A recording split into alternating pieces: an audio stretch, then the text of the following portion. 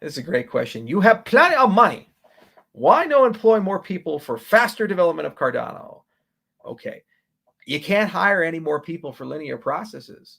There's a very well-known series of laws and principles in software development that adding more people to a team after a certain point does not actually produce better results. Okay? It's kind of like a bathroom mat that's already fully saturated, or a sponge that's already filled. You can pour as much water as you want on it. No more water is going in, okay? The sponge is saturated.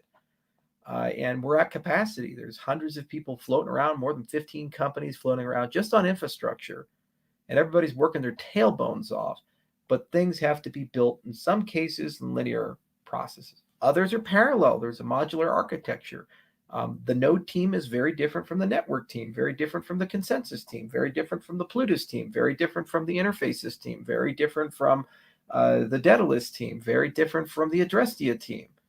And that's just core infrastructure. Then you have the constellation of things like people working with dApp developers. Those are very different than the formal methods team, very different from the academic team, all working in parallel, including the Hydra team working in parallel. More than 15 companies, hundreds of developers. We can't hire any more people because they're saturated. Each team is full capacity. Every now and then you get an opening. Every now and then you find that you can do something in parallel and you add more resources, which is why we have float teams. Then there's the QA teams and the DevOps teams and so forth, and they pre-do as much work as possible. Can't hire more people. Can't hire your way out of it. Good work takes time. Building cryptocurrencies is hard. Don't believe me? Look at the $10 billion of hacks. Charles looks like a dev. No, I'm a hype man.